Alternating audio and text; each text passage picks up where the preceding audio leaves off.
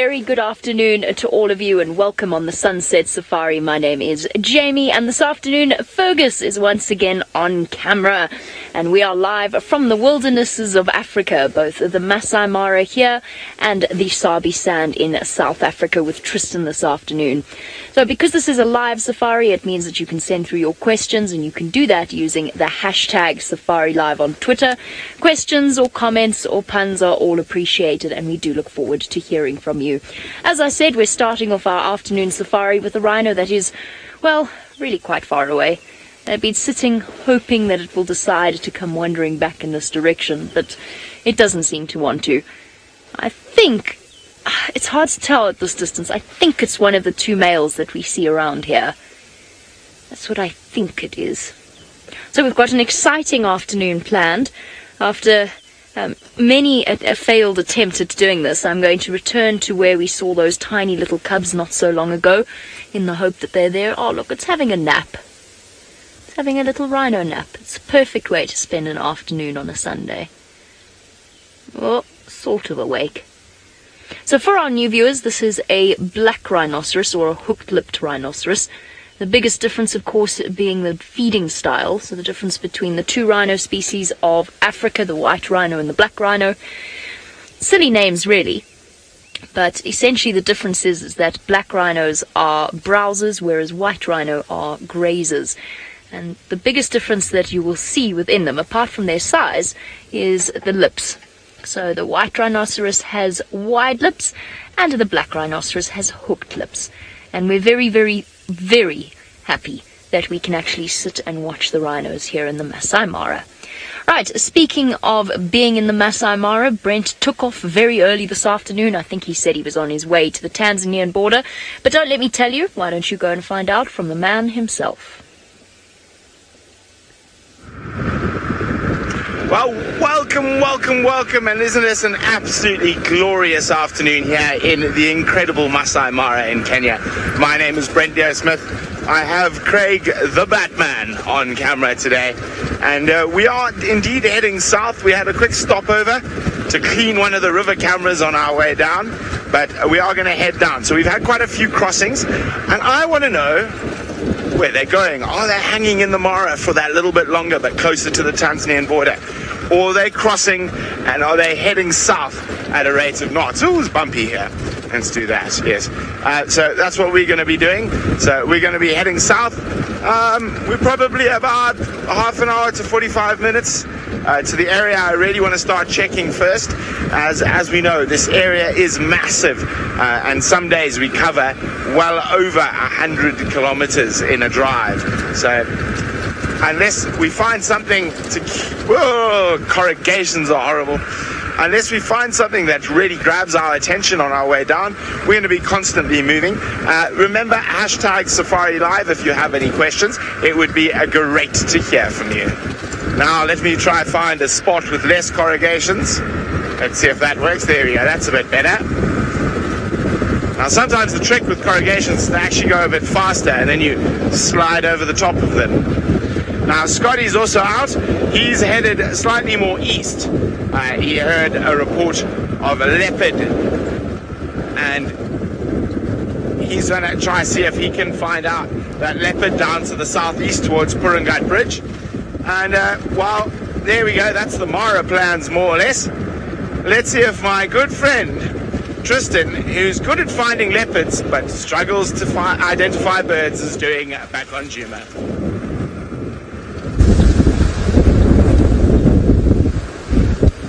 Indeed we are, Brent Smith. We are going to try our very best to find leopards on a steamy, windy day at Djuma. It is really very hot and very windy. Now, as Brent mentioned, my name is Tristan, and on camera today I've got VM the Wildebeest, and we are going to be searching for leopards, that is for sure. We're going to try and check some of the waterholes first, though, given how hot it is, just in case either Thandi or Hosana decided to go for have a little drink around Twin Dams or any of the waterholes from there going northwards towards Chilapan. So that's the plan for the afternoon. Hopefully it will be a very successful one. Remember, you can get hold of us on hashtag Safari Live on Twitter or on the YouTube chat should you want to get hold. Well, should you want to ask any questions, or if you want to just say hello. Now, I'm going to try and head slowly southwards towards Twin Dams. We've just come from Treehouse Dam now because we were doing our GoPro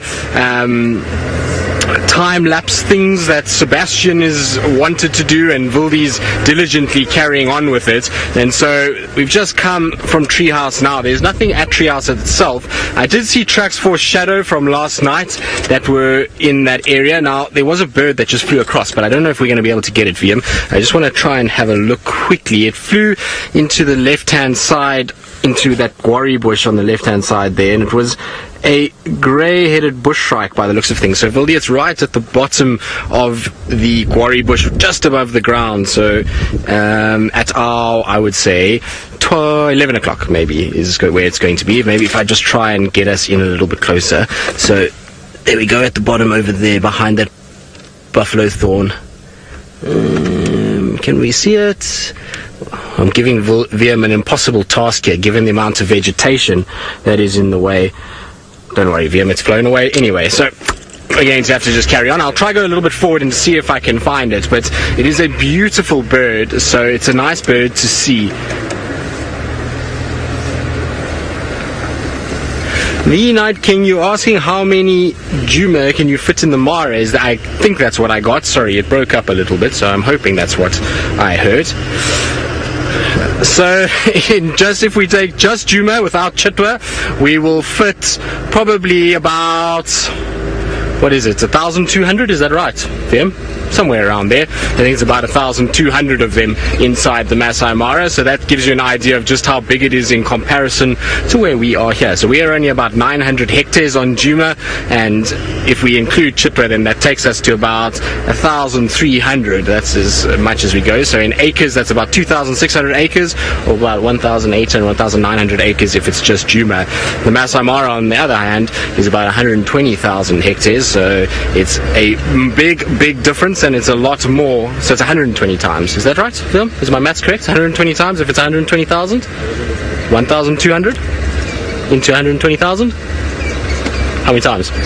VM doesn't know. VM's obviously had a long day today, because generally VM's our maths genius, but yes, somewhere around there. But to give you an idea, it is a very much smaller area than what the Masai Mara is.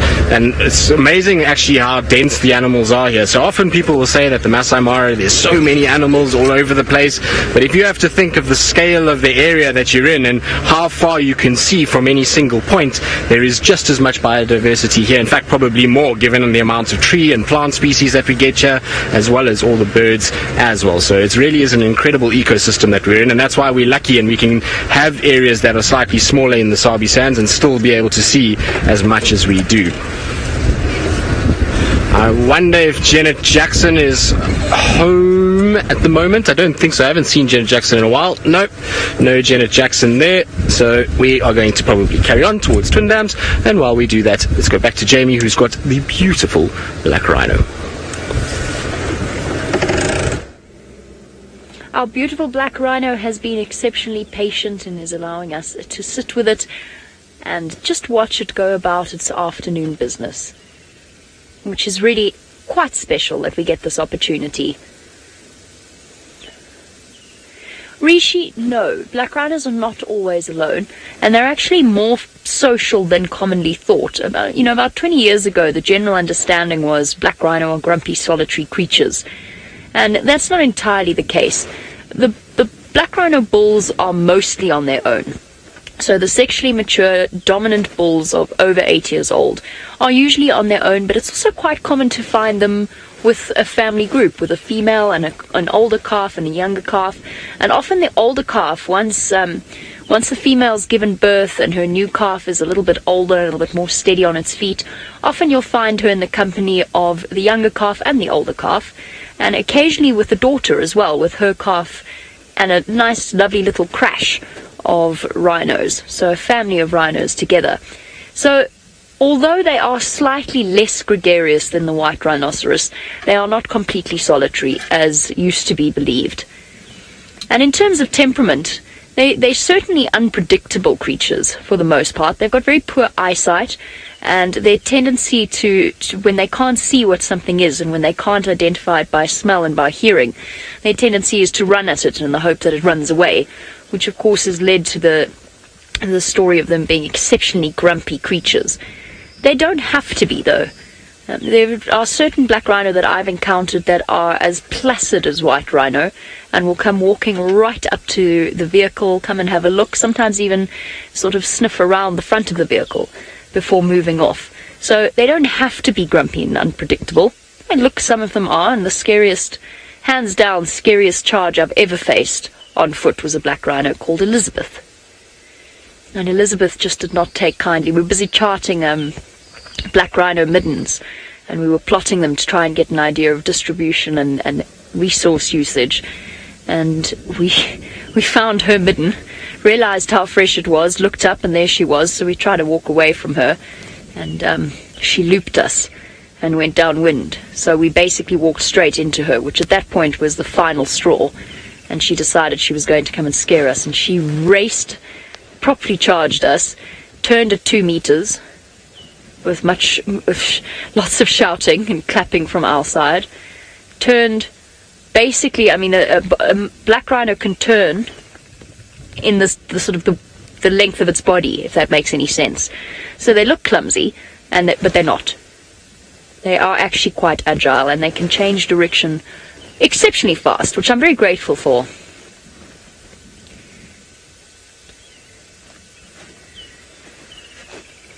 Justin, I don't know, but now I'm really tempted to go and find a really large mirror. So Justin is wondering how a black rhino would react to a mirror reflection of itself.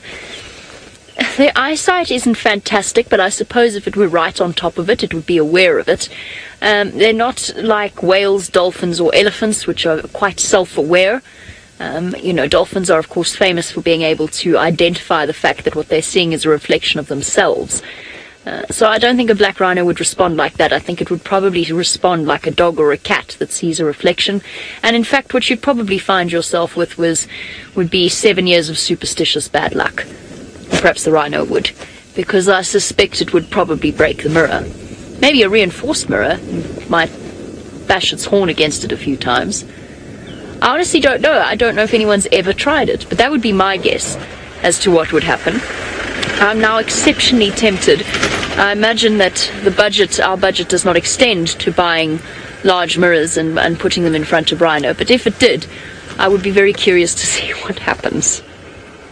So an elephant would probably recognize a reflection, whereas a rhinoceros I don't think would. I'm trying to think if there's any cases that I've seen them chase their own reflection in windows. I can't think of any. Birds, of course, do that, but I've never ever seen a rhino do it. Or chase a reflection in a car. Interesting puzzle, that one. I think it would probably break it. You'd have to do it with a habituated rhino.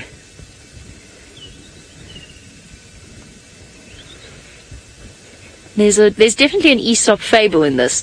You can imagine the rhino seeing its reflection in the puddle of water and attacking it relentlessly in some sort of old-fashioned story. I don't know. Why don't I send you over to Tristan, who's watching some antelope reflections in the water.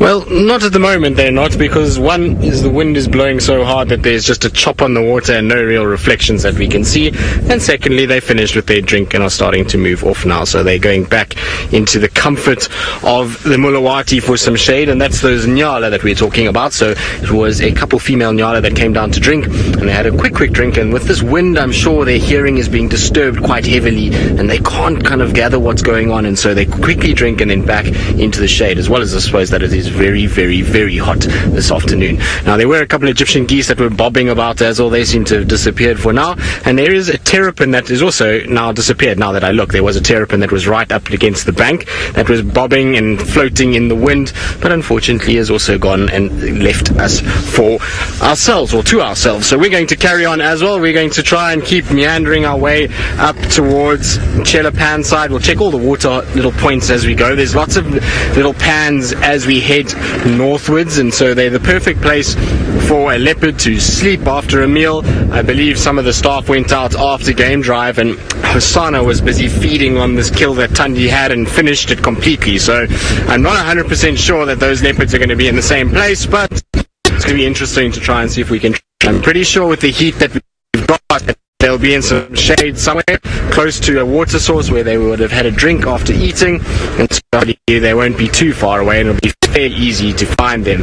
This is the problem with this time of the year once we've had a bit of rain, is that a number of these mud wallows that were dry during the winter months have now filled up with water, and it means that those animals, they have a kill, they no longer have to travel down to places like Twin Dams or Treehouse Dam. They can just go right where that carcass was and into the bush and find a puddle somewhere in there and drink out of that, and it makes it a lot harder for us to find them. So hopefully we're going to get a situation where they will be close by.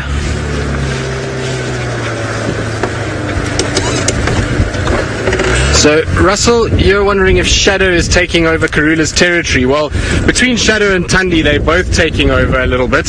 So what you've got is you've got Shadow pushing in from the western side, approaching towards the central parts of Djuma and the southwest, and has taken that for herself. And Tundi is now pushed in a lot more on the eastern side, to the center part, and pretty much Weaver's Nest is the divide between the two at the moment, or Treehouse Dam, should we say. Tundi does go as far as Treehouse Dam sometimes, and so that seems to be the divide between of them. But if anyone has made a move, I would say the move is more towards Tundi. She's the one that's pushed it. We're going through a little dip at the moment, and our guy repeater is still a little bit on the blink, and so sometimes we lose a bit of picture, so hopefully it will settle down once we're out of this little dip that we're in now. So the one that is pushed a lot harder than what Shadow has, and I'm pretty sure that we're going to see Tundi settling, and if she is pregnant and she does have cubs in this particular area, I don't think she's going to go back towards Chitwa. I think Kuchava and the other leopards that are down there are pushing a little bit and making it a little more comfortable, and there's far better habitat in the form of the Mulawati for raising cubs than there is a lodge like Chitwa. So I'm pretty sure she's going to be here in this area over the next few months, and hopefully she'll end up settling down here, and we'll have a situation where we get her for a much longer period and she makes Djuma her home. It would be nice to continue the lineage of Karula and to continue that whole bloodline through Djuma, and hopefully once it's gone, that we then get a situation where Shongile arrives back and starts to take over after her. Now, while I meander along the Mulawati and check all of these water points, let's go back to Brent Leo Smith and see what his plans are and where he's heading to and whether or not he's gotten to the southern boundary yet. Well, I haven't, because I got distracted by a pair of Gabar goshawks. Well, one was definitely a Gabar goshawk. I'm not sure if that one is. We're going to have to try to get a bit closer. So I suddenly saw them pounce into the grass and grab a testicular, and then that bird's flown off and then disappeared into the grass again. The second bird, the one we're looking at, then flew off. Now, I just need to get a little bit closer to see if it is the one that caught the little testicular. Definitely a Gabar goshawk. This I'm not so sure. It looks a little tall. So, Gabar goshawks, if you ever are, they've got a very prominent white rump, and as they fly away, it makes it quite easy to see. There we go. Let's have a closer look now. They're very relaxed.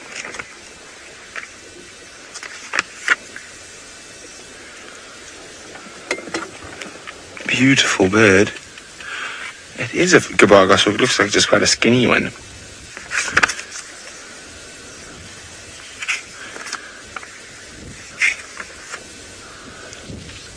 Now, as I say, the best way to tell is when they are departing, and you can see their rump.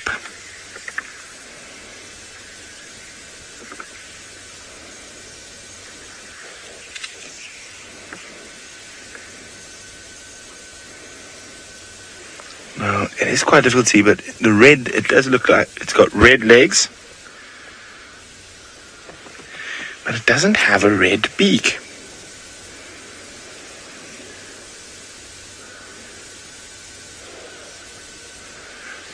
Now, The only one I know that is in Kenya that's got that combination. Does it have a yellow beak, Craig, or does it have a red beak? It looks yellow to me, with red legs. So there's Eastern Chanting Goshawk, but that's massive in comparison to that.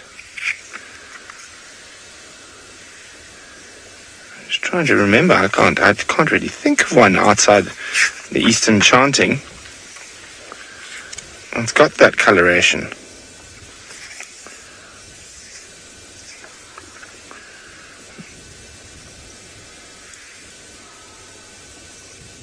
Now, a juvenile Gabar will sometimes have a slight differentiation. Let's just try to get a little bit closer again. Don't fly away, birdie, don't fly away. The one was definitely a Gabar Goshawk with a white rump. But I was so busy watching that one and what was in its talons, I didn't have the best look at this one. Let's have a look. Maybe the light's a bit better now for us to see. Ah, there we go. It is another Gabar. It was the funny light. It's definitely red legs, red beak, white rump. Gabar is G-A-B-A-R. Now, I have seen quite a very cool morph of Gabar Goshawk in Kenya, but closer to the escarpment, which is a menelistic morph. And when you see them fly, they are the only sipter, which is the small goshawks and sparrowhawks, that has a white rump. So it is so distinct. As soon as you see a white rump, you know it is definitely cannot be anything else but a Gabar. And she got to fly.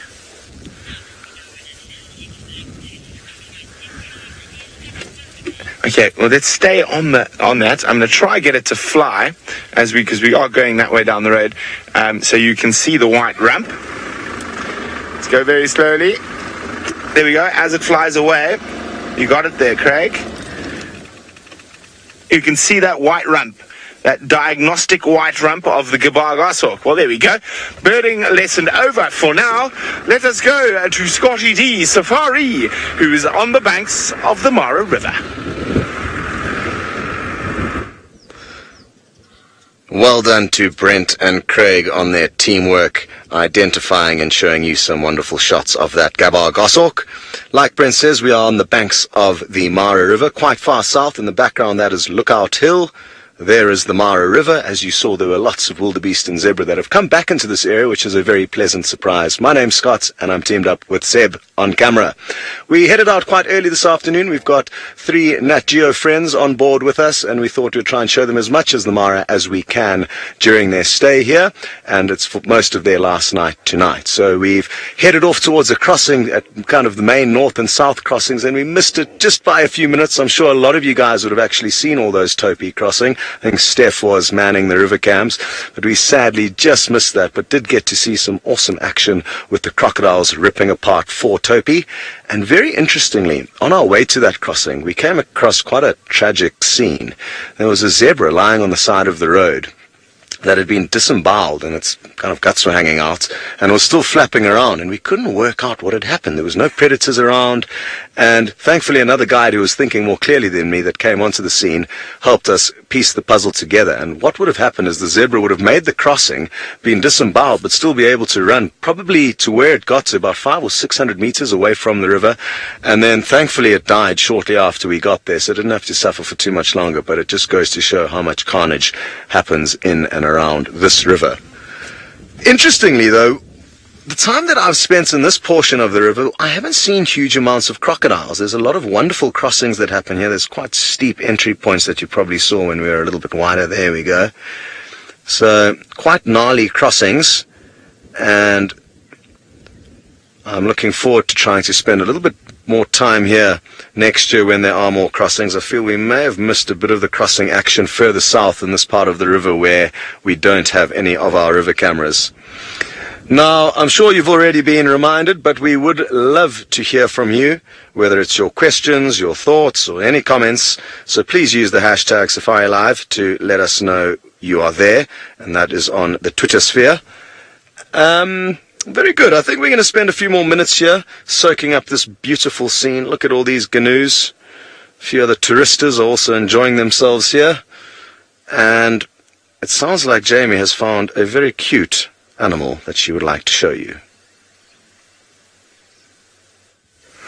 I have found a very cute little animal. In fact, I found a whole herd of, well, I wouldn't describe all of them as necessarily cute, but we have found a very peaceful herd of elephants that I thought were on their way to go and have a mud bath, but now I see that this little one that's coming up behind has already done that. So it's been very, very hot this afternoon here in the Mara. It's starting to cool down now. The rain is starting to build up to the south of us. I was hoping that these elephants were heading towards a mud wallow, because I can see these elephants and they look dry, and I can see elephants at the back and they look rather muddied and wet. And I thought perhaps that was the intention there. Those elephants at the back look like they've had a marvellous time in the mud. So I thought that that was where these elephants were heading, but they don't seem to be heading there any time soon. They don't seem to be in a great hurry. But I think what we'll do is, while we have this gap, I think we'll zoot around. I don't think zoot's a word. Zoom around and just pop ourselves in the direction that these elephants are heading in, just to see in case they do come for a mud wallow. I miss those mud scenes, like the ones we get on Djuma. Of course they do it here. It just seems that we're never in their vicinity when they do it. It's always entertaining watching elephants having a little bit of a mud bath and throwing mud around with their trunks. You can see just this baby's chasing Franklins. You silly little thing. One of the young females coming to check up on it, see what's upset it. You can't chase birds, you silly little one. There's hardly any point to doing that. Just for fun, to show how big and intimidating and scary it is.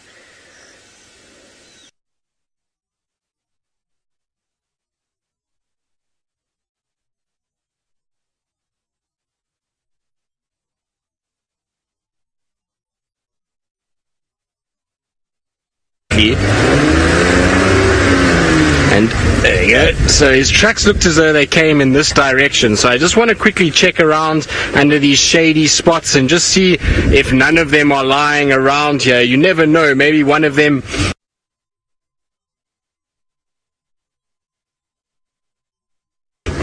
is just sleeping in the shade of one of the trees. It is a hot day, and so I would have imagined they would have gone for water and then just lay down somewhere, but it seems as though they've decided to move a little bit.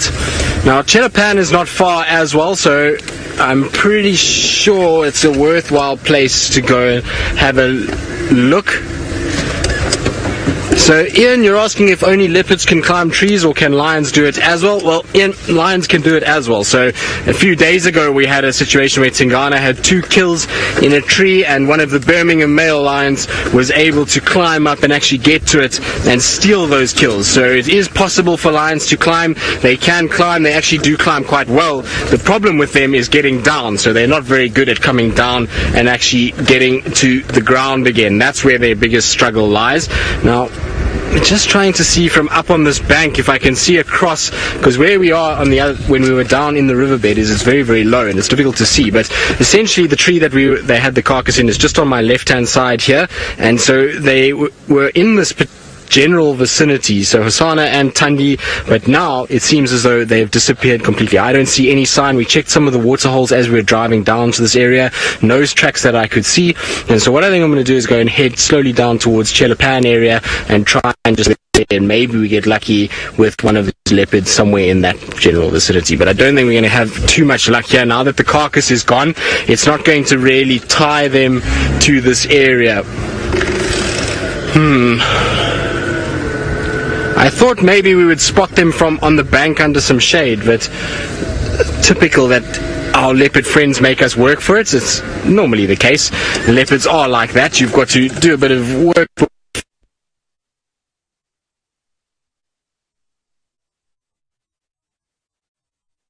Well, I was just going to say, you probably heard me saying I'm just going to tell Bex that we're going to reposition, because we've noticed there's a few vehicles sitting not too far south downstream from us, and we've all just asked ourselves the question, what on earth are they all sitting there for? And we're the only people sitting here where there's absolutely no wildebeest about to cross. So we are going to try and reposition to those vehicles over there.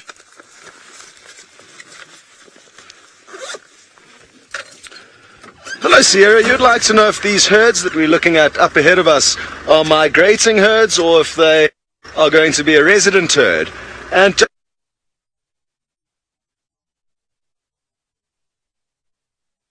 it's going to be near impossible to be able to tell the difference because they all look the same. It'll just be that some decide to stay when the others go. And I often ask myself the question, why do some stay? Do some get born in Tanzania and retire in Kenya and vice versa? Do some never migrate? It's hard to be certain, but a herd of this size would indicate to me that these are in all likely mainly on their way back south to Tanzania. We've been quite lucky. They had all headed south, not all, but the majority of them had headed south into Tanzania, and then due to good bouts of rain in all likelihood, some of them have come back into Kenya, and it's never a perfect movement. They're never always moving north to the top of Kenya, and when they get to the top they go back down. They're not nearly as systematic as we are. They kind of head in a general northerly direction into Kenya and then a generally southerly direction, but in between they can be up, down, backwards, forwards. And I'd love to try and work out, I've been thinking how we can try and better focus on how the herds work and exactly where they're moving on next year's migration series. And my plan is that we need a helicopter. And we just chop, fly around and cover enough ground to be able to work out where the herds are, what's going on. Because from the ground it's very, very difficult to know exactly what's going on, but a bird's eye view would help greatly. So if any of you have got a helicopter and would like to fly it around the Mara, you've got a job for next year. Done. So that would be one way of us keeping a better idea of what's what.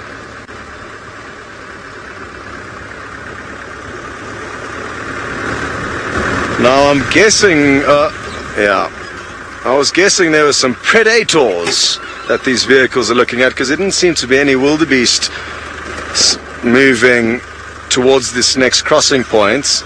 And if we just stop here, provided that vehicle continues to move out the way there, we will see what they are in fact looking at. If you just zoom into where that vehicle's driven away from, Seb, you should be on the money. Yeah. Looks like the car's about to run over the lion, but it's not, thankfully. You can see the lion just underneath the car. It's just a pale shade, and hopefully the car will move now, and then we'll get a better view. There we go. Looks like a male lion. And it also looks like his belly seems quite full. No surprises with all this food around. And I wonder if he's alone or if there's a few other lions here. Sadly, we are not going to be able to get there because they're on the wrong side of the river. But at least we've worked out what those vehicles were looking at. We might be able to get some better views. Let's see, and we can try and work out how many are here and what's happening. Oh no, it's definitely not looking promising. So we're going to press on. We're a long way back from camp, and we've got a long way to traverse back to get there. So I want to keep moving unless something very exciting happens. So while we continue and venture forth, we are going to send you back to Jamie, who has hopefully got a better view of that elephant for you. I don't, I'm afraid. I don't have a better view of the elephants at all because the road didn't go in the direction I thought it did. So I've actually moved on. I want to go and see whether or not there's any sign of this little cub, and I want to do it before dark so that we've got a good idea of whereabouts to look once evening falls. And here we go through the tree graveyard and then back up the lugger. Berg, you said you've crossed this, right? Yeah, man. Okay, so it's not too bad. I did do this crossing once back back in June, and to say it was out of control would be an understatement.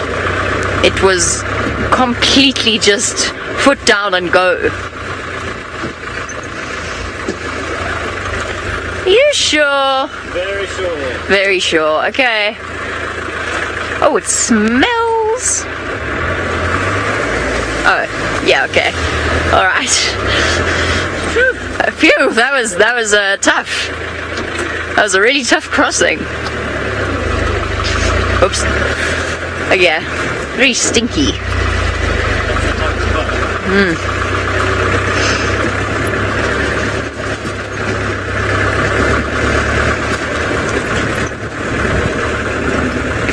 I don't think we'll even be able to contemplate coming here during the rainy season.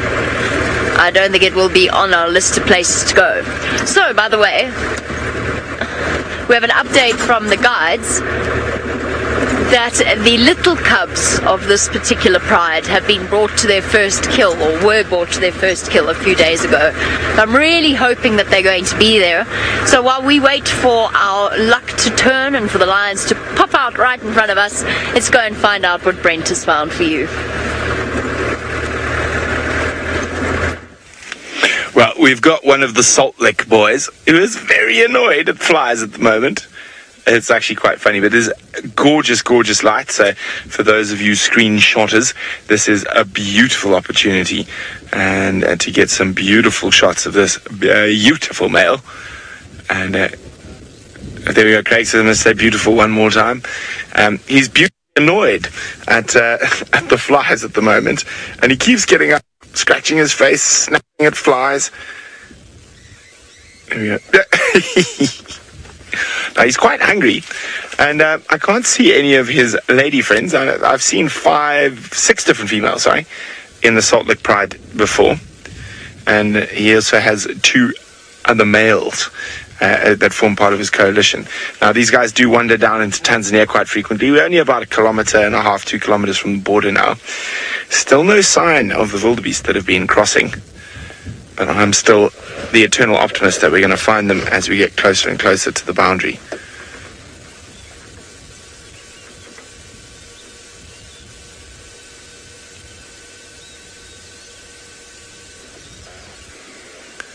Hey, big boy.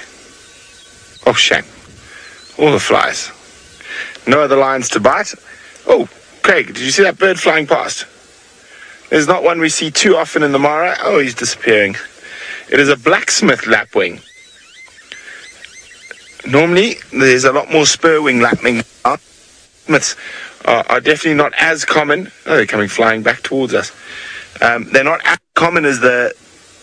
There we go. Well done, Craig. As the spur-wing lapwings, but they are around. But it's the 5th or 6th time I've seen Smith lapwings. There are all your chat next to us. Oh, and they're off again. Oh, a nice little flock of blacksmith lapwing.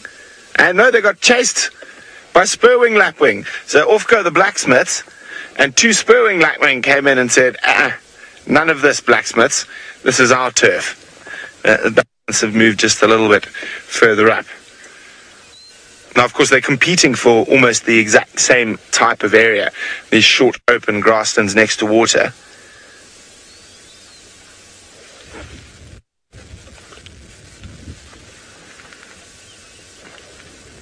Oh, look at that beautiful line.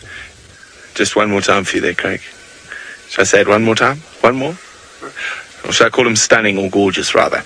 There we go. Remember, this is 100% live, coming to you from... well, voted the best game reserve in the world recently, the Masai Mara.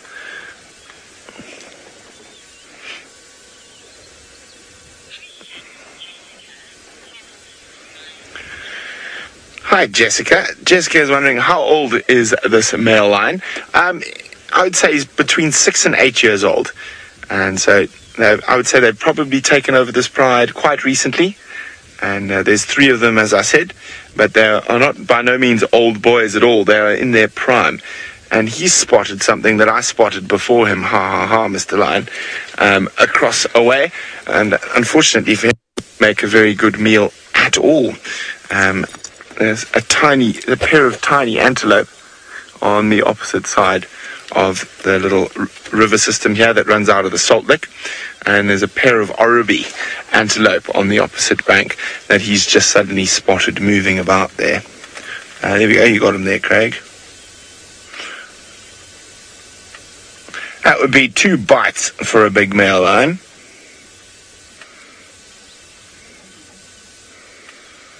Now, the first Oribi we ever showed live was actually in this area as well, but a little bit further to the west of where we are now.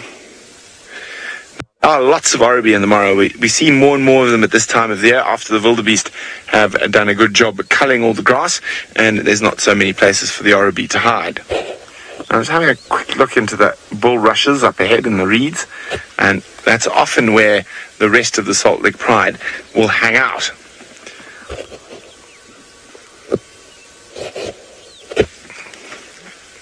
Oh, shame, big boy. Those flies are nasty.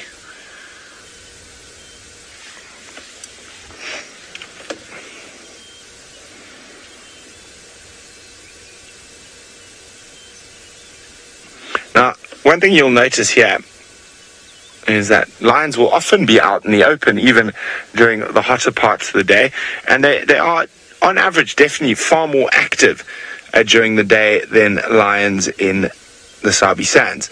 Now, the reason for that is the high altitude, so it doesn't get nearly as hot here as it does at Djuma, so there's not as much need to seek out shade away from the beating African sun. Oh.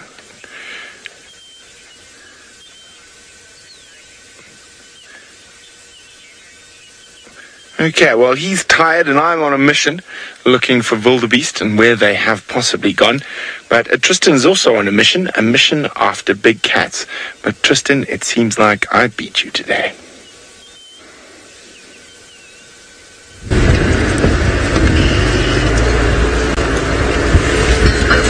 I am indeed, Brent. I am trying to find these naughty spotted cats that just seem not to be where they're supposed to be this afternoon. They've decided that they want to move around and walk around. Now, there was a Franklin that alarm called just here on my left-hand side, so I'm just looking very carefully in case there is a leopard just lurking somewhere in one of these shadowy areas that this poor Franklin has bumped into.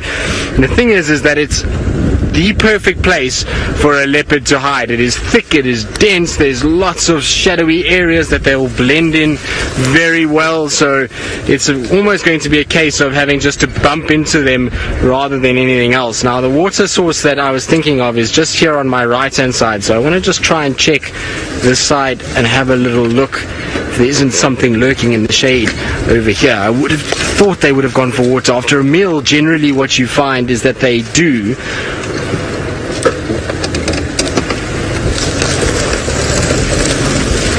Shamal, I have not heard of any recent sightings of Shongile. The last one I heard of was the one by the Chitwa guides on Hoffman's, so I actually haven't heard of anything more since then. Whether there has been, I don't know. There was a report or a rumor that she was seen on Mala Mala somewhere, but at the end of the day I haven't seen any positive kind of IDs or any positive signs in terms of photographs, so no, not that I have seen, but hopefully there will be something shortly and we will get what we're looking for in the form of some pictures of Shongile somewhere around here. The problem is, as you can see now where we are, I've almost hit a roadblock. This is very dense and very thick, and I don't know if the vehicles are even going to get any further than this. So he could be lying here, or Tundi could be lying anywhere in these general vicinities. I might just be missing them completely because I can't actually access this particular section. But what I think I'm going to do is I want to just go back around to Vulture's Nest and just do the other side of the Mulawati, just in case Tundi left and Hosana then followed Tundi. We know he has been following her around, and so maybe he thinks there's a chance for another meal, and so I want to just quickly check those tracks and see if there's nothing that actually goes out of there, because otherwise we're just wasting our time driving around here. So rather do that then before I actually do anything else, because otherwise, like I say, I'm just going to be driving around a thicket for no reason at all.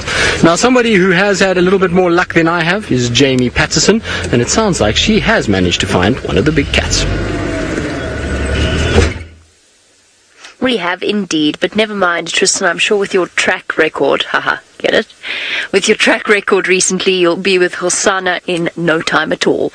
So we found one of the lionesses, and if this termite mound hadn't placed itself so perfectly in our way, I'd be able to tell you whether or not it's one of the lionesses that is a mother to either the older set of cubs or the younger set of cubs that live in this drainage line. I've just spoken to... look, listen. Okay, or you could just do that. She just made a contact call. I've just spoken to some guests who are here, and they say that she's been doing that since they found her. Soft, gentle contact calls. We're far from where the original den site was, but I was thinking about it, and with all of that rain, this is perfect. Perfect shot. With all of that rain, I suspect that the mum of the youngest cubs would surely have moved them, because it cannot be good for them. I'm sure that this lugger flows when it rains in the way that it does. It cannot have been safe for them to be there. I think what I'm going to do is go and check out the other den site and then come back to this lioness. I'm going to sneeze first, though. As soon as I said that, I went away. Ah! Thanks, there you go, there's the lugger. Where's the sun? It's gone behind the clouds. Stare into the light. No, it's gone. It's trapped. Oh, it's a horrible feeling when you want to sneeze and you just can't. Whew. Oh, go away.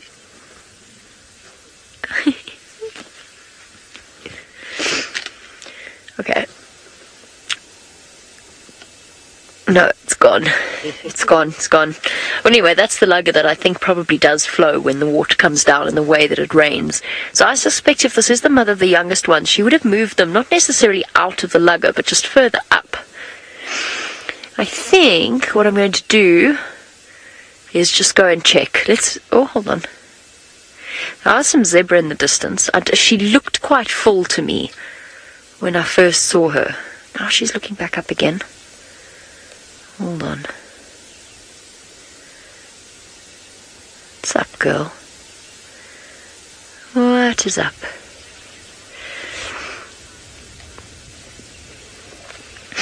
Kathy, while we look at our lioness while she's granting us this opportunity with her head up, and I might stop talking in mid-sentence if she does start to call again.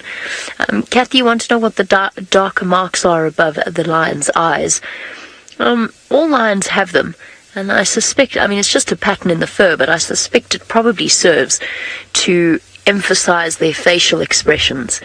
So obviously their eyes are one of the most expressive in terms of visual communication. Eyes, ears, face. So I suspect that those dark marks could actually help with that. You can see that the dark marks are where she's actually got some whiskers as well.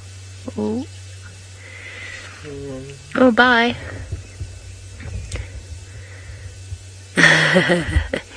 If you look at the dark marks, you'll notice... No, you won't. But if you could look at the dark marks, you'd see she's got some long white whisker-like hairs extending from them. And the reason that they sit... It's basically like eyebrows. So our eyebrows help a great deal in terms of collecting sweat and stopping sweat from running into our eyes. But in her case, moving through the dark and moving through thickly vegetated areas, that will help to protect her eyes as well and make sure that she doesn't poke them out with any branches. That, and it could also reduce glare as well, I suppose. Hunting during the day in the Mara, which the lions do, it gets very, very bright out here. Oh, Steve's is gone again. I feel like I'm overthinking this. Is it possible to overthink a sneeze? If it's possible, my personality type will do it. It's definitely possible. So glare as well would also be a factor. That's why cheetah have those dark stripes that run along the inside of the corners of their eyes, down their nose. It helps to reduce the glare. We're going to come back to her, but I want to just go and check because I'm not quite sure exactly what's happening here, and I want to just make sure we've covered all our bases and then come back. I don't want to leave her because I think that this could be quite interesting, but we'll come back. We will come back to her. Promise. Is anyone behind me? No. One day I'm going to drive it to someone. Since the loss of our side mirrors, it will happen. One of us will. Okay, we'll come back to her.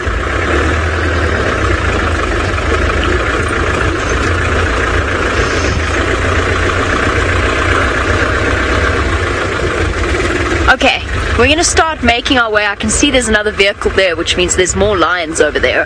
We're going to start making our way slowly in the direction of the Lioness, but it does seem as though this afternoon's Mara Safari is thoroughly lion-filled because Brent and myself have found you lions, and now Scott has joined the club as well.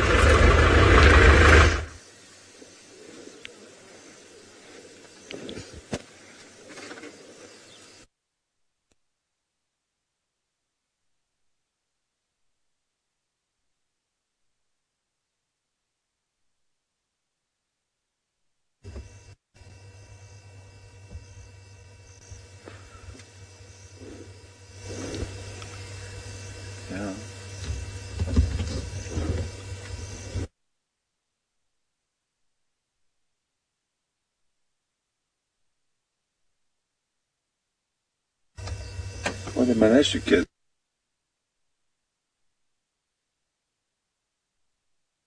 Oh dear, it seems as though Scott has disappeared off your screens. We do apologize for that. I'm not quite sure exactly what's going on there, but perhaps he's found himself in a tricky spot. I have bad news though. I'm in a tricky spot too. Bex, there's a good chance you're going to lose me as well. Just so you know, I was trying to skip this bit quickly.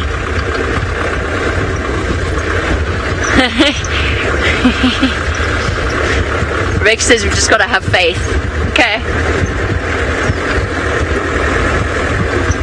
Oh, here we go.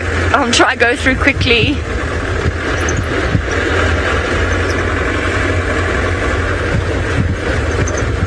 And at the same time, look for the lions in the drainage line.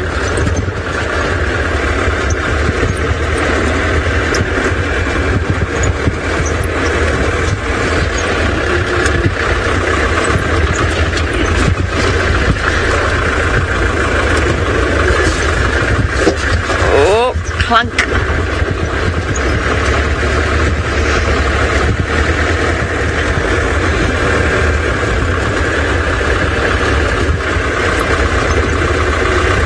Oh no, Rebecca, this is tragic. Okay, the bad section is just up ahead. All right. Hello, Buffalo.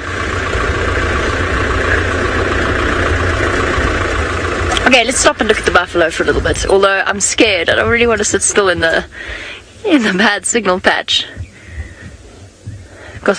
Also got some friendly followers behind me. Oh, there's lions. Hey, Ferg. Mm-hmm. Do you see small creatures? Yeah. There you go. Look at this. Look, and there's tiny ones. Okay, there. We're doing it. We're risking it. We're risking it. I'm sorry. Sorry, Ferg. I didn't give you any warning. We're just going to have to risk it because I see tiny little ones and I really want to see them. Wendy, a lifespan of a lion is usually around about, for the males it's slightly shorter, you're looking at around about 11 or so years, 10 or 11 years on average. The lionesses will live a bit longer, 13, 14, I've seen a lioness as old as 16 years old. Oh, I'm so excited, I'm so excited! Please let the little ones be there. Last time I saw them it was just one little cub yowling its little head off. Hello, monsters. You're all alone.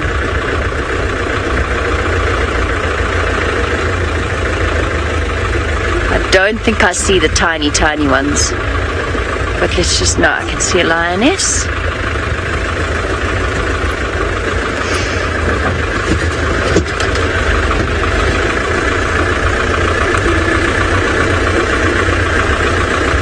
Okay, nice and slow.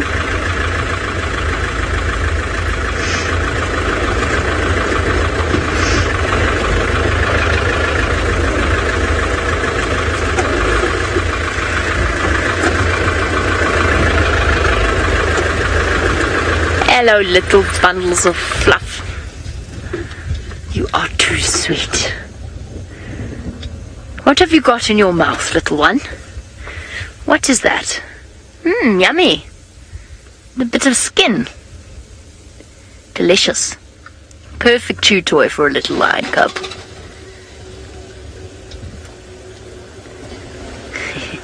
One, two, three, four little munchkins.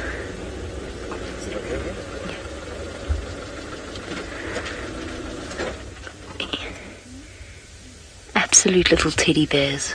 Too sweet for words. These are not the tiny ones though. That one at the back might be. Carlos, a lion will be able to have cubs throughout her life. So lions are another animal that don't go into menopause. Although they become less and less fertile, and obviously the risks to the pregnancy are higher the older they get, they are actually able to fall pregnant right up until the end of their lifespan. So I've seen a lioness have cubs at 13 years old before.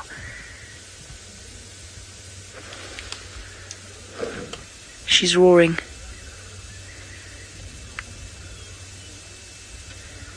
Just wait to see if this other lioness responds.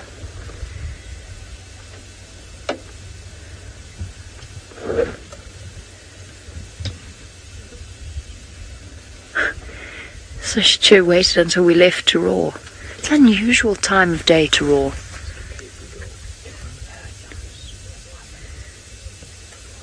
I can see the little one glancing across. Look at you. All 6 incisors present and accounted for. Little milk teeth still.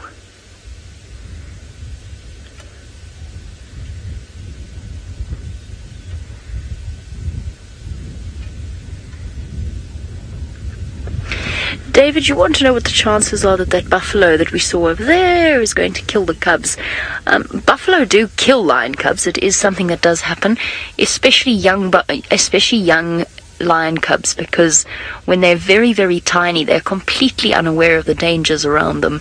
And if mom has to leave them to go hunting and a buffalo does happen to find their den site, they will trample them and they will kill them if they find them.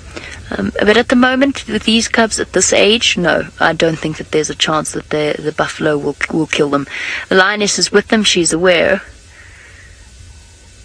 It's not a piece of buffalo skin, is it? Or is it? Okay. Well, you know, it gets cold in the Mara.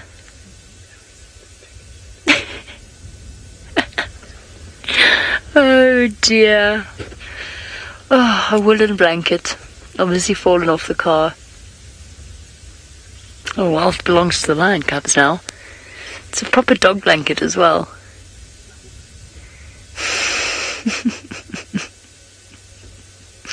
Best tug-of-war toy.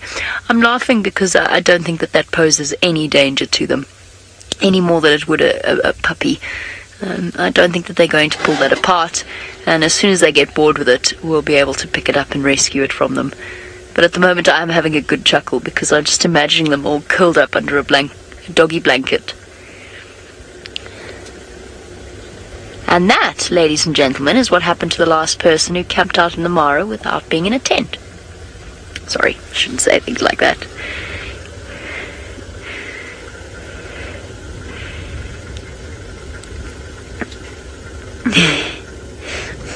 Caught in your claw. No, I completely lost track of my train of thought when I realized it was a blanket. No, that buffalo will not kill the cubs. Guys, what I'm going to do is I'm just going to reposition. So I'm going to go around the car that's in front of us and back to the other side. and then we'll be able to make some space for the other vehicles that are in the sighting.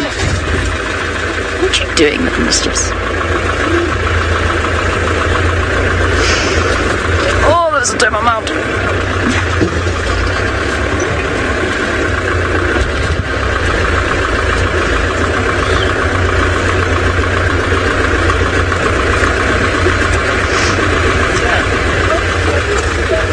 It's the other lioness. Yeah. Sorry. Just chatting to one of my Shab. I always feel, because the guides in the Sabi Sands getting a little bit. No. There we go. No problem, Fergus. Fergus telling me to to turn ever so slightly for him. The guides in the Mara. I wish I had a camera. I do have a camera. To take a picture. I know I'm not allowed to, but I'm going to. Ask for forgiveness later. You know. So the other guides in the sands know exactly how our whole program works, but we haven't had a chance to explain the whole thing to the guides in the Mara.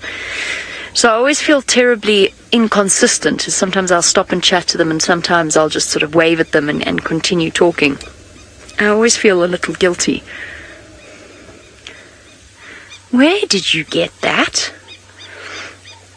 Naughty.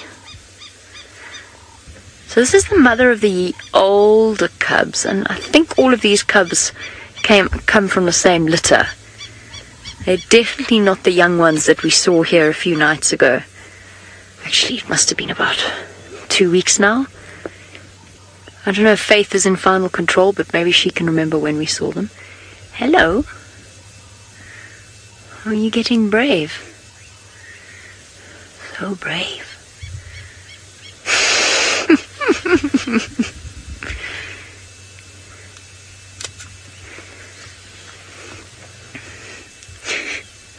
Oh dear, I'm sorry everyone. It's one of those realities of, as much as this is probably one of the most pristine wilderness areas that you could find on the planet, but interaction with humans and human sorts of things, it happens.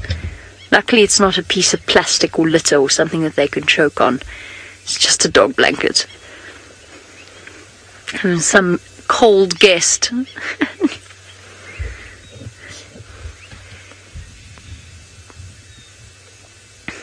And peace capsule, yes, absolutely. This is the home of the Maasai people. So yes, there are people that live nearby. The amazing thing about the Maasai is that they've been living within this sort of area for centuries, herding their cattle, and that particular way of life means that they pretty much live with the wild animals in relative harmony. Too sweet. I don't think it came from a local community though, so there are no fences between these animals and the communities and the places where they graze their cattle or their sheep or their goats. It is completely open, and one of the focus of a lot of conservation groups is to mitigate the effect of human-wildlife conflict on those boundary areas.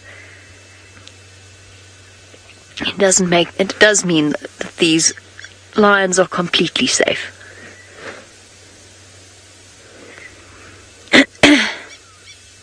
I'm sorry, that sneeze is still lingering somewhere. I'm trying desperately to master it, but it doesn't seem to be working. Okay, so I've just worked out we're actually still quite far from the den site. Oh, these 4 are just too gorgeous. Where are your younger cousins, you lot?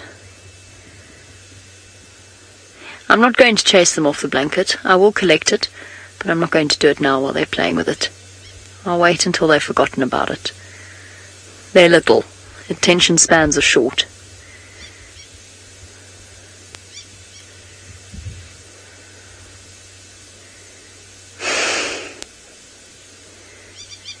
Innocent little faces.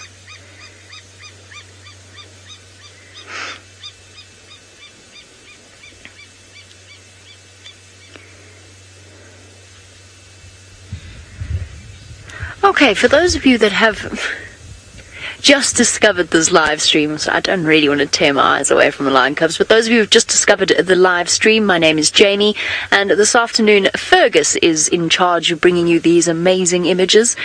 And we're live from the Masai Mara here in Kenya. What that means is that you can send through your questions on hashtag Safari Live on Twitter. Perhaps you'd like to know all about these little munchkins. What are you doing? Where are you going? Look at your enormous feet. I'm in a duck. This is so cool. I love it when they do this. Now these cubs are actually quite big. I would guess 2.5 months, 3 months. There you go, Peter. You wanted to know about the age of all of these cubs. I would put them at around about 3 months. They are quite big now. They no longer have that tiny teddy bear look of cubs that are around about 6 weeks old. Look at this. It's so cute. So I would put them in around about 3 months. I think they're all the same age. In fact, I suspect they are all from the same litter. I'll have to speak to the guides and just double check that, because they obviously have spent more time with these cubs. I've only ever seen... Did you get a fright? I've only ever seen 2 lionesses with these cubs, and I know that one of them has tiny little babies. So I think that the rest of them all come from that lioness who's lying at the back. Bull! Come on, Bull, you can do it. Get off. Fine, you know fun. Go find something else to play with.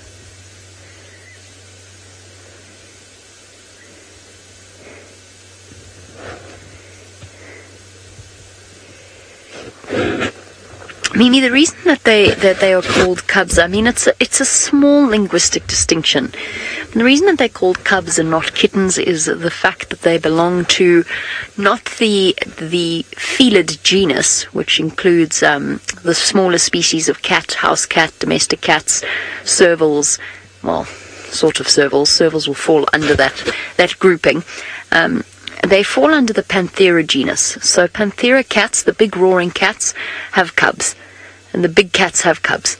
So lions, leopards, tigers, cheetahs, they all have cubs.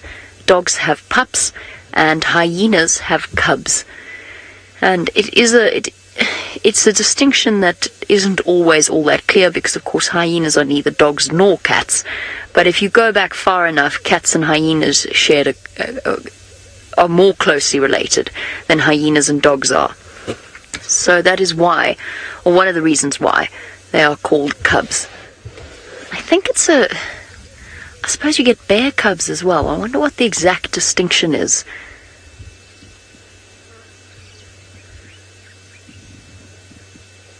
It's the best toy in the entire world. Hello, you.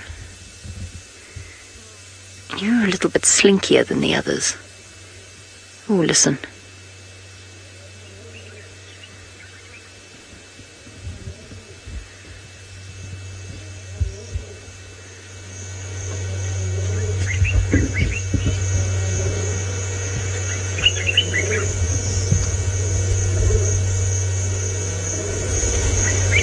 So it's very far away. Well, she's relatively far away, but it's the lioness that we saw first. And she's roaring, and you can see how the cubs' attention all turned in that direction. The reason we can't hear it is, of course, because it's behind us, which makes life very difficult with the mic. But what I wanted to do is just see whether or not this second lioness responds, but she doesn't seem to be.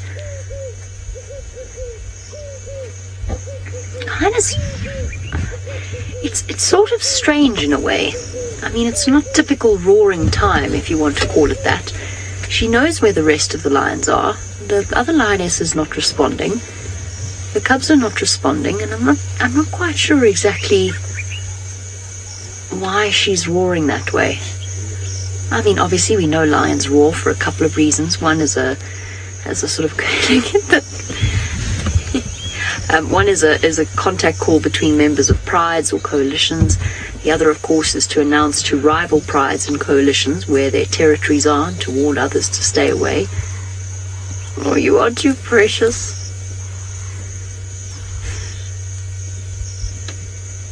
Well, if ever, I assume that this is a market-bought blanket, but were it to be a big brand name, they're just getting the most amazing advertising in terms of the strength of their blanket construction.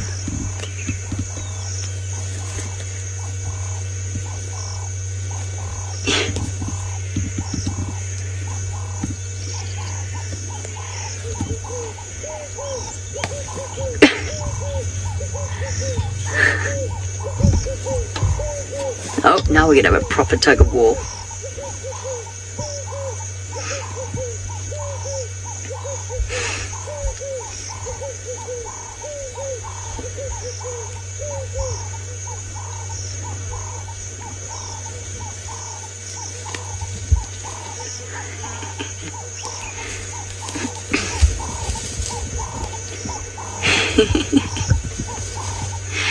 Bull! My money's on the one on the right, Ferg. Oh, we've got a little boy tugging back.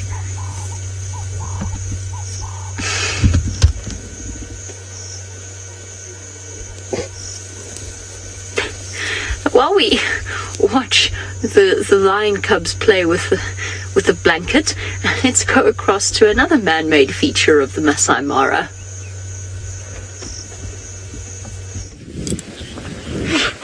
Hi. Apparently I'm a creature now. So we're right down on the Tanzanian border, as you can see. And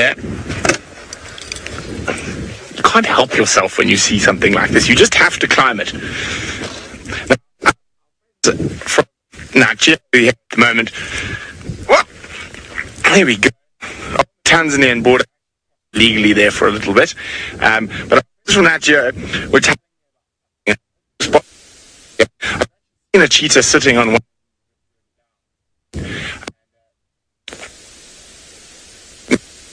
Lots of breaking up. Is that better, Craig? There we go. Audio good. So our friends from Nigeria.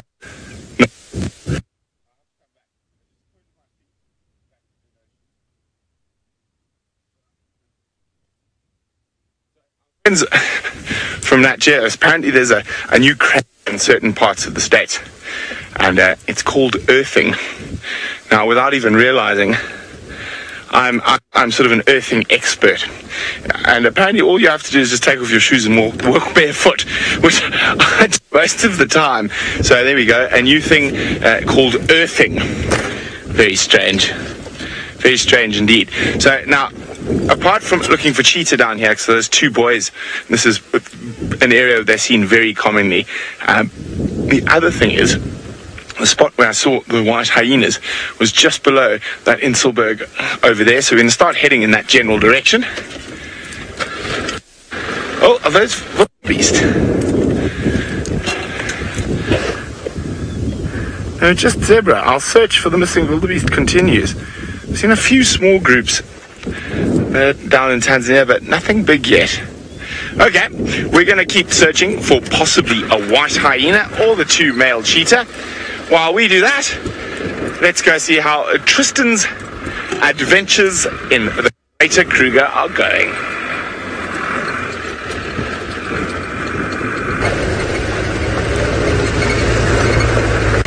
Well, so far just hot really, and no real sign of anything. There's tracks for Tandy and Hosana, as we would expect, all around that tree, but there's really no clear indication as to where they've gone. It looks like Hosana has gone in a south kind of westerly direction, and that's where he went, and then Tandy looks like she went east from the tree itself. So difficult to say where they both are. Nothing comes out on Vulture's Nest, nothing on Twin Dams, so they're somewhere inside there. It's just a matter of finding them, and we're going to just hang around the area, and we'll probably switch off at times and just listen, and hopefully some monkeys or something will start to alarm call and give them away, and maybe we can then find them from there. Well, that's the plan anyway.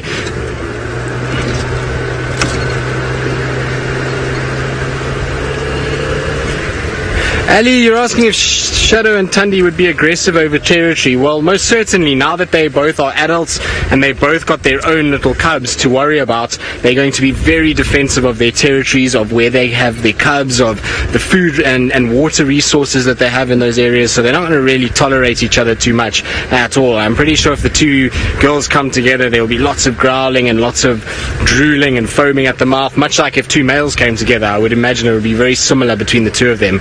Even though they are sisters and they are blood relatives, there might be some sort of cognitive function that recognizes that it's a sibling, but it's still a threat to the area, a threat to that female's survival and her cub's survival, and therefore she's going to be a lot more aggressive towards them. So I would imagine the two of them would be quite anti one another and really not want anything to do with each other. They would probably want to try and push each other away as much as possible. Now I'm slowly coming down on Yala Road South just to check maybe I missed tracks on Vulture's Nest, and Tundi continued on her eastward journey and came this side towards these water points that we see here. I'm sure that they've gone for water at some point. It's just to pinpoint exactly which water source it is. We've checked the closest ones, but there's no sign of them actually sleeping or resting. No, that's not the tracks we're looking for. And so they maybe have moved on to another water source and then drunk there. So that's what I'm kind of hedging my bet on. Now Andrew's calling me. Go ahead, Andrew. And Andrew's been giving me a hand in that area. And so it sounds like he's managed to find Hosana. Copy that, thanks very much. Come that way now. Sounds like he's managed to find Hosana somewhere close to where we were, so we're just going to go around and give him a hand. He says it's quite thick where he is, so we'll just quite shoot around, but it's not far from where we are now, so that's good news, and hopefully we will be able to keep visual of him before we get there. That will be the ideal situation. Our luck now, we'll probably bump into Tundi because we now have found Hosana. She'll probably be lying somewhere here. Knowing her, she seems to always pop out when you've already found another individual. No sign of any footprints this side, so she hasn't come here. I would have thought maybe she came to this water point on my right, but it seems as though she's not come this way at all. Right. Just need to cross the Mulawati onto the other side quickly. That's exciting. Seems as though we will have spots this afternoon, which is wonderful news. So we're talking about it, VM and I, if Vulture's Nest didn't work, that we were going to that Ingwe Alley or Pangolin Track, and it sounds like he's somewhere close to Pangolin Track, so we just sort of hop onto that road. We should be able to find him somewhere there. Maybe he went to, there's a little mud wallow there, he might have gone that side. He used to be there a lot when he was a cub. In fact, I remember being on a bushwalk with Herbie and we bumped to him and Shongile both sitting at that wallow there. They used to use it quite often, so it's not surprising if he is at that particular mud wallow. I didn't even actually think about it until now. So got to remember that summer is back, and therefore a lot of these mud wallows are now full again, and that they need to be checked.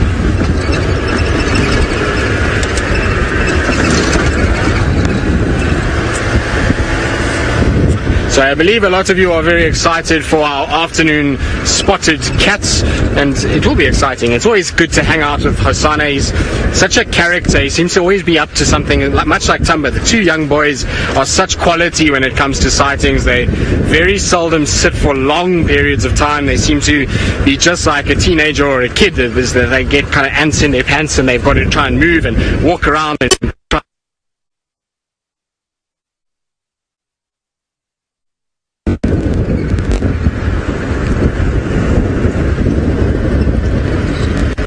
Sorry about that. We seem to have had a breakup in our picture. I do apologize.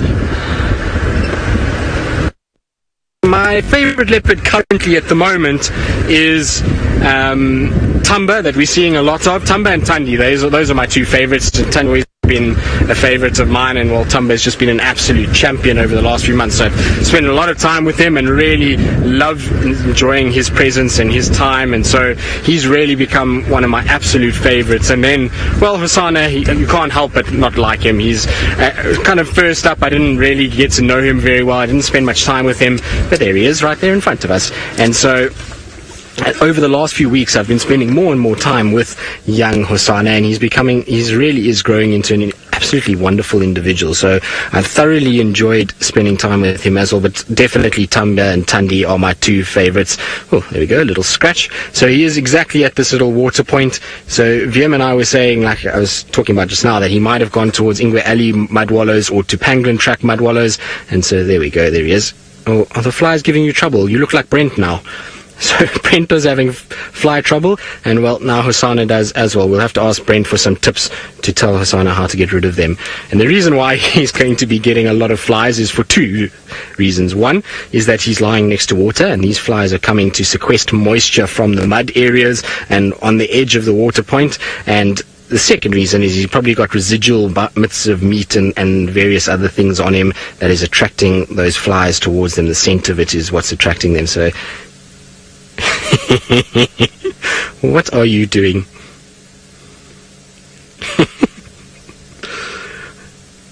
Of course, this is not very successful at all. I don't think he's caught one, but we've got to give him an A for effort and perseverance.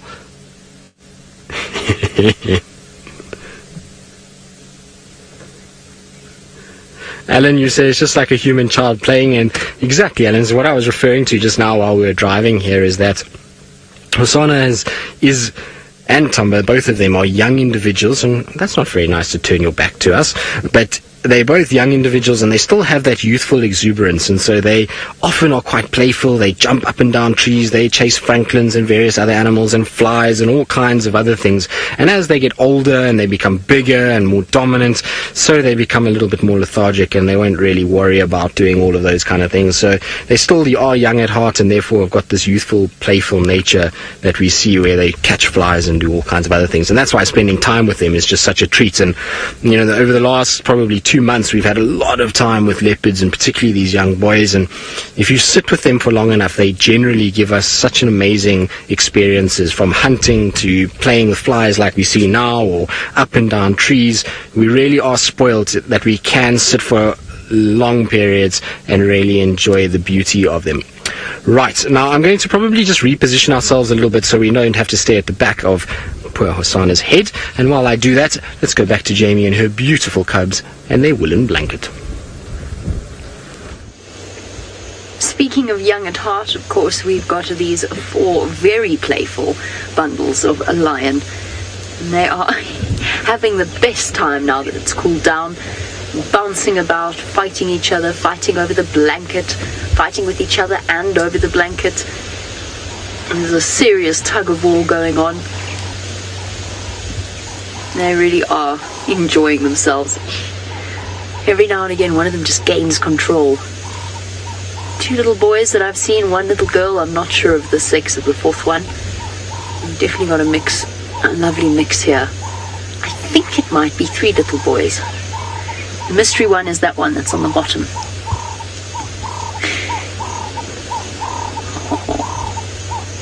Every now and again you can see when it gets a bit too much for them.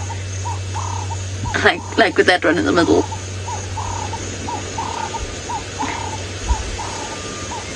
Can just hear them growling. Ah, Lioness is roaring again. Hold on, let's see if this time the Lioness responds. She's looking. Ha! Detached. Are you gonna roll back, girl? No? Is my chin itchy or isn't my chin itchy? What, are you having a sneeze?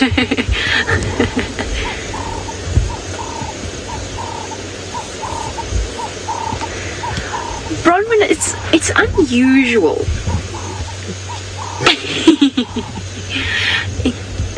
Sorry, I'm about to answer quite a sad question, but it was just such a cute little scene. Bronwyn, it's unusual for lionesses to kill other cubs. yes, as you said, it would have to be in a situation where it would be the cubs of another pride, in which case, yes, it's possible that the lioness would kill cubs belonging to another pride in order to protect her own, or at least in order to reduce competition to her own cubs. It is unusual behavior, though. It's far less common than the infanticide committed by the males when they move in and they take over a territory. I know it has happened. I've never seen it, or I've never ever been involved in a circumstance where it has happened. Lionesses are relatively good at staying out of each other's way, and when they do have cubs, they tend to have cubs and den them in the core part of their territory. Look, when they meet, and if they do meet, and they will fight, and they can fight quite seriously over territory, but they usually keep their cubs in a very secure place away from other lionesses. These ladies border on the territory of the Angama pride. So the Angama pride is sandwiched between these lionesses and the Sausage Tree pride on the other side. This Angama pride goes right up to Olololo Gate, and then from there this particular pride's territory extends towards the Mara River and towards Chitwa airstrip. I think they're the Olololos, but I really honestly am not sure. I don't know which pride this is. I'm really open to any suggestions. If any of you know or are familiar with this pride, I would really appreciate it. When we first arrived, we were told that the Chitwa pride, the Chitwa Temba pride, was no more. That the lionesses had died for various reasons. And then we were told about the Olololo pride, which then split into the 4 Angamas, and then the remaining Olololos, which I think was 3 other females. And I think this is them, but I'm not 100% sure. It would make sense, given where they are.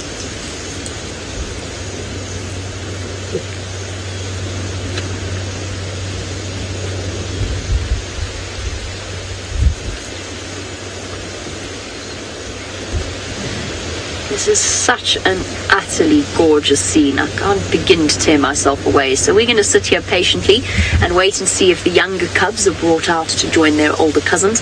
Meanwhile, I heard that Brent was going towards the Tanzanian border. I heard he'd made it there, which means he's probably encountered the 2 border boys.